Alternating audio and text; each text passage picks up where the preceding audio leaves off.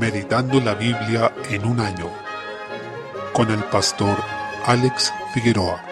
Día 27, mes 9, Isaías capítulo 51. Este pasaje nos muestra cómo el juicio anunciado por el Señor se entremezcla con palabras de misericordia para aquel que es su verdadero pueblo. Desde el versículo 1, el Señor llama a su pueblo a estar atento a sus palabras, a oír lo que Él dice, porque de Él saldrá la ley y la justicia para la luz de los pueblos, como dice el versículo 4. Cuando en los libros del Antiguo Testamento se habla de pueblos, gentes o naciones, se está refiriendo a todos aquellos que no son los judíos. En Isaías, constantemente, se anuncian promesas de salvación y de luz para todas las naciones. No confundamos nunca la multitud de Israel nacional con el Israel espiritual, que es aquel que siempre estuvo envuelto en medio de esa nación terrenal. El Israel espiritual es la verdadera nación de Dios, que siempre ha sido salva por la fe. Prosiguiendo, se evidencia que la palabra de Dios alumbraría también al resto del mundo, con su ley y su justicia. Recordemos, como nos enseña Romanos capítulo 3, que la justicia de Dios se revela de manera perfecta y plena en Jesucristo. Luego, llama a los israelitas a recordar de dónde fueron sacados, de Abraham y Sara, a quienes el Señor llamó para bendecirlos, incluso cuando aún Abraham era solo uno, como dice el versículo 2. De esta forma el Señor anuncia que será fiel al pacto y describe la restauración como una nueva creación, lo que debería llenar de ánimo a su pueblo. Desde el versículo 5, este anuncio de misericordia a su pueblo, inserto entre las naciones, se mezcla con el anuncio de juicio. La creación, en la forma en que la conocemos hoy, será deshecha, porque fue corrompida por el pecado y está bajo los efectos de esa rebelión. Y mientras esta creación actual será deshecha y dará paso a una nueva creación, la salvación del Señor será para siempre y su justicia no perecerá. Versículo 6. El Señor llama a los suyos a no temer la fuerza de los pueblos, que en realidad se reduce a nada, sino que confían en el Señor, que es el que ha hecho maravillas por los suyos. Él no solo creó todas las cosas, sino que ha redimido a su pueblo. Recordemos que el mayor acto redentor antes de Cristo fue el Éxodo, en que el Señor sacó a su pueblo de Egipto con gran poder. Somos llamados a no tener temor respecto del hombre, sino del Señor, que hizo los cielos y la tierra,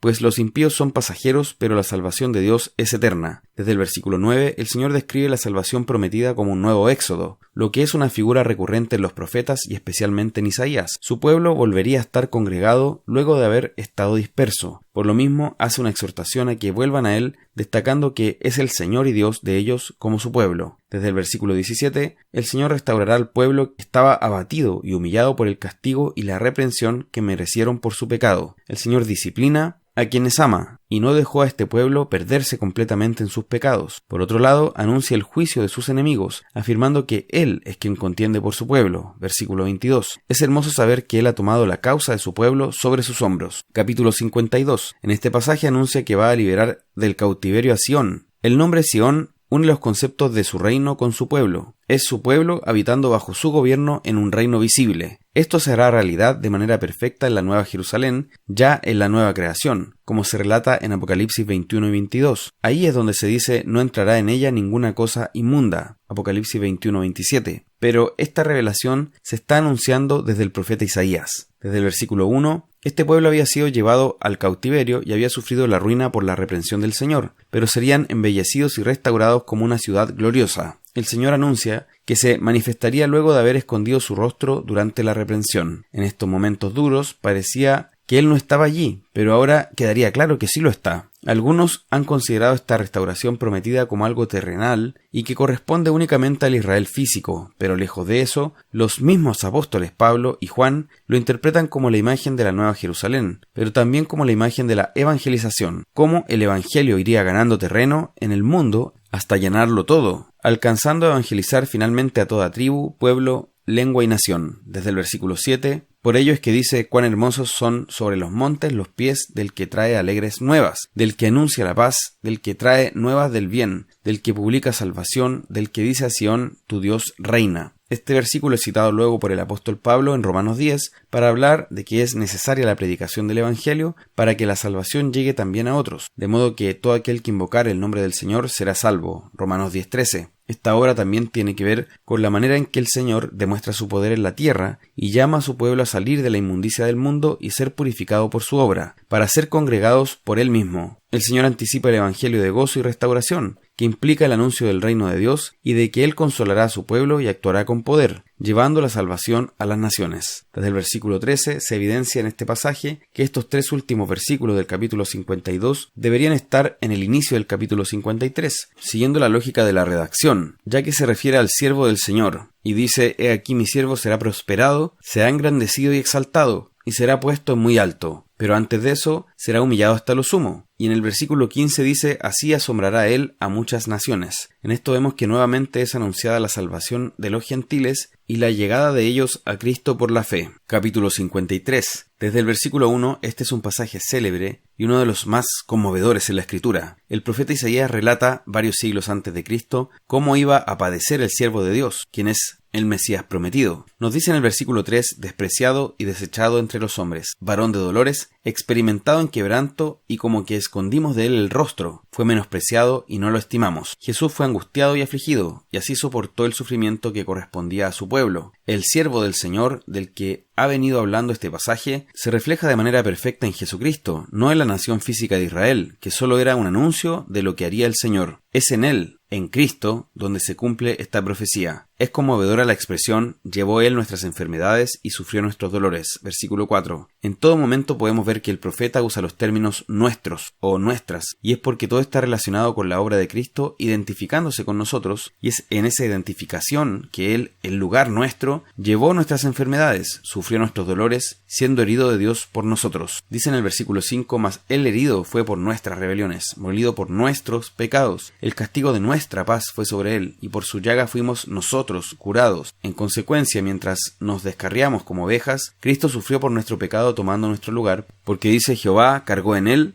el pecado de todos nosotros». Versículo 6. Por tanto, vemos anunciada aquí la doctrina de la expiación, es decir, la manera en que Jesucristo cargó el pecado por todos nosotros, y también la llamada sustitución, es decir, cómo Cristo se identificó con nosotros allí en el Calvario, para identificarnos con Él luego en su resurrección. Desde el versículo 7, la actitud de Cristo fue de humildad y humillación. No abrió su boca, ni se defendió. No evitó el Calvario y fue cortado de la tierra. Dice: «Por la rebelión de mi pueblo fue herido». El versículo 9 dice: «Aunque nunca hizo maldad, ni hubo engaño en su boca. Él siempre fue justo, pero murió junto a los impíos y se dispuso con ellos su sepultura. Pero finalmente fue sepultado entre los ricos, ya que José de Arimatea cumplió esta profecía al sepultarlo en su sepulcro nuevo». También el pasaje resalta que fue el Padre quien cargó en Cristo todos los pecados nuestros. Dice en el versículo 10: «Jehová quiso quebrantarlo, sujetándole a padecimiento». Esto nos dice que Jesús no fue una simple víctima de los judíos y los romanos, sino que padeció en obediencia al Padre y siendo quebrantado primeramente por Él como castigo por nuestros pecados, pues tomó nuestro lugar. Por otro lado,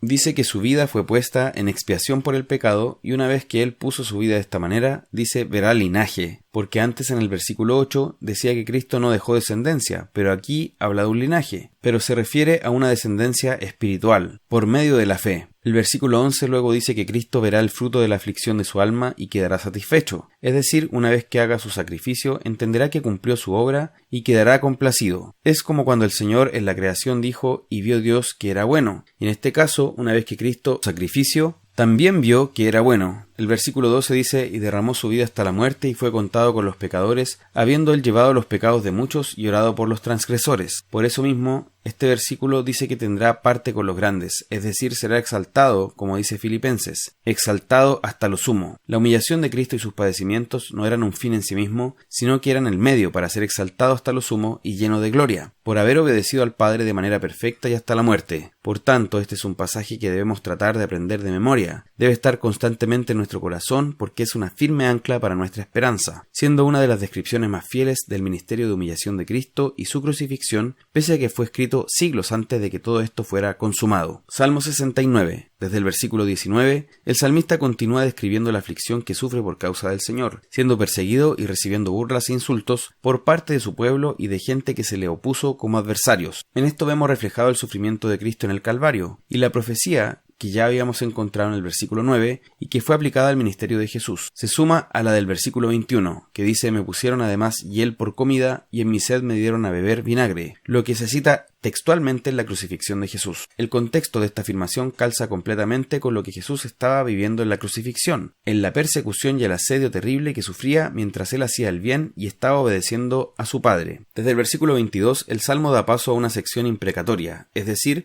donde se ora por el juicio de los enemigos y quienes hacen maldad. Quienes despreciaron a Jesús recibieron juicio. El Israel nacional, que rechazó a su Mesías, recibió la retribución de Dios por este horrible pecado, cuando en el año 70 después de Cristo Jerusalén fue destruida y el templo fue derribado, y hasta el día de hoy no ha sido vuelto a edificar. Desde el versículo 29 nos habla de la exaltación de Cristo luego de su sufrimiento. Tu salvación, oh Dios, me ponga en alto, dice el salmista. Luego de su humillación, el Padre exaltó a su Hijo hasta lo sumo, dándole un nombre sobre todo nombre. Filipenses capítulo 2. Y añade algo maravilloso. Buscad a Dios y vivirá vuestro corazón, porque Jehová oye a los menesterosos. Versículo 32. Es esperanzador saber que no necesitamos ser ricos para que Dios nos escuche. Él no acepta el cohecho, como diría el libro de Deuteronomio, y no podemos comprarlo con nuestras obras ni nuestra posición social. En lugar de eso, debemos reconocer que somos menesterosos, que necesitamos su misericordia, bondad y compasión. Debemos ir a Él rogando que tenga piedad de nosotros porque Él oye a los menesterosos, lo que constituye una hermosa promesa. Recordemos todas aquellas promesas que nos hace la Escritura y todas esas invitaciones a orar, porque siempre el Señor nos está invitando a ir a Él y promete que aquellos que van a sus pies encontrarán al Dios vivo. Él se deja encontrar por aquellos que le buscan de verdad. Desde el versículo 35 nos dice que los que aman su nombre habitarán en la ciudad de Dios, en la ciudad de Sión que Él ha preparado para los que le temen. Notemos que el Salmo comenzó en la más profunda angustia, pero terminó en la más gloriosa esperanza. Y eso solo puede ocurrir porque en la oración el Espíritu de Dios obra en nuestro corazón y consuela nuestra alma, levantando nuestra cabeza. Tengamos en cuenta este privilegio y vayamos a nuestro Dios buscando su paz y su consuelo en la angustia, sabiendo que solo somos oídos porque nuestro Señor Jesús sufrió la aflicción y la humillación que nosotros merecíamos, y debido a su obediencia fue exaltado sobre todo y ahora intercede por nosotros. Proverbios capítulo 24, versículo 7. El insensato no puede alcanzar la sabiduría, y en la puerta no abrirá él su boca. La puerta era el lugar en que se realizaban las transacciones comerciales, los juicios, los contratos, y allí también se hablaban discursos de sabiduría. Por tanto, en una sociedad en la que se obedece la ley de Dios, el necio es reconocido como tal, y no es considerado para aquellos asuntos importantes en que se entiende que la sabiduría y el discernimiento son requisitos para que alguien pueda dar su opinión. Efesios capítulo 5. En este pasaje tenemos la continuación de las aplicaciones que hace el apóstol Pablo respecto de las enseñanzas que hizo anteriormente, es decir, él ya ha explicado quién es Dios, cuál es la gran salvación que Él nos ha dado, y ahora se dedica a decir cómo debemos vivir sobre esa salvación. Desde el versículo 1 destaca así el encabezado, que dado lo anterior, lo que Él ha explicado, nos dice: sed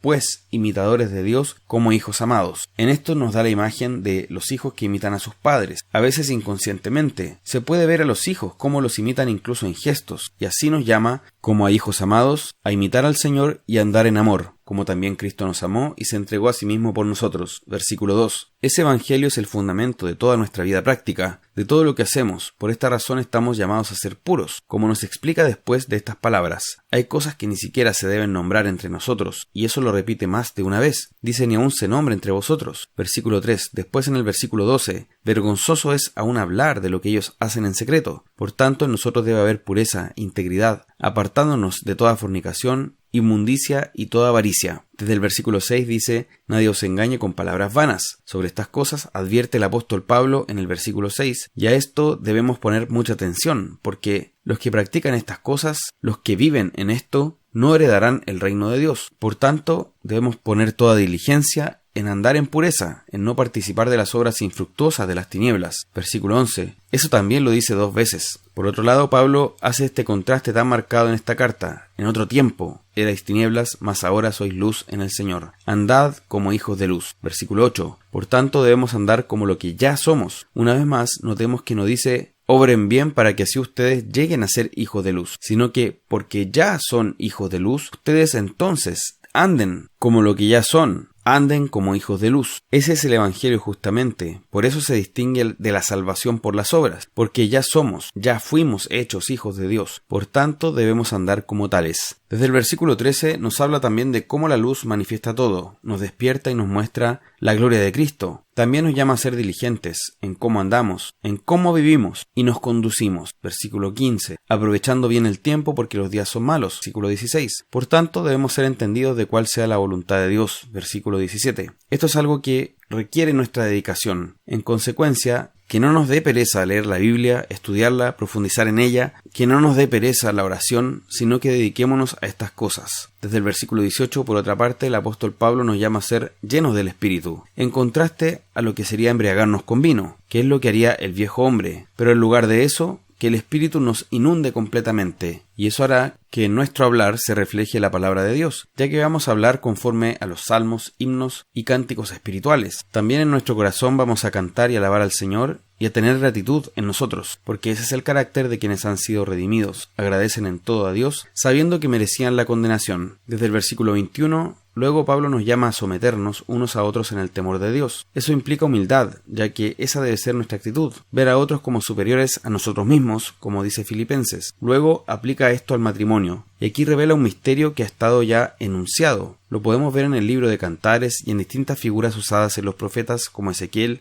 e Isaías, y es que el Señor usa el matrimonio para reflejar la relación que Él tiene con su pueblo. La mujer refleja al pueblo de Dios y Cristo se ve reflejado en el marido. Por consiguiente, tal como la iglesia debe estar sujeta al Señor, las casadas, dice, estén sujetas a sus propios maridos como al Señor. Versículo 22. Cabe destacar que dice como al Señor, es decir, también implica que hay un marco para esto y es la palabra de Dios. Cabe resaltar que la sumisión nunca va a abarcar la desobediencia a Dios, es decir, la mujer nunca debe seguir a su marido cuando éste desobedece al Señor. Tenemos un caso bíblico de esto. Safira siguió a su marido Ananías y eso le costó la condenación. Por otra parte, el marido tiene como ejemplo a Cristo, quien es la cabeza de la iglesia, y así el marido es cabeza de la mujer, versículo 23, y debe entregarse por ella, al igual que Cristo se entregó por la iglesia. Por tanto, es un amor sacrificial que tiene un objetivo y es la santidad de la esposa. Cristo se entregó para que su esposa sea santa, versículo 26. Luego también nosotros debemos entregar nuestras vidas para que nuestras esposas sean santas y sin mancha. Eso, entonces, nos desafía a amar a nuestras esposas como Cristo amó a la iglesia, como a su cuerpo. Por consiguiente, nosotros también debemos amar a nuestra esposa como a nosotros mismos. Dice en el versículo 28, como a sus mismos cuerpos. En el versículo 31 aplica el pasaje de que los dos serán una sola carne. En consecuencia, no hay quien gane, por ejemplo, en una pelea matrimonial. Si esto ocurre, ambos pierden porque son una sola carne. Se están haciendo daño a sí mismos. Esta es una de las cosas que más nos ayudará y que debemos recordar cuando exista un conflicto en el matrimonio. Por tanto, consideremos que nuestro matrimonio debe ser una imagen viva, una alegoría de Cristo y su iglesia. Debemos orar constantemente para que esto sea una realidad en nosotros. El Señor nos ayude en todas estas cosas.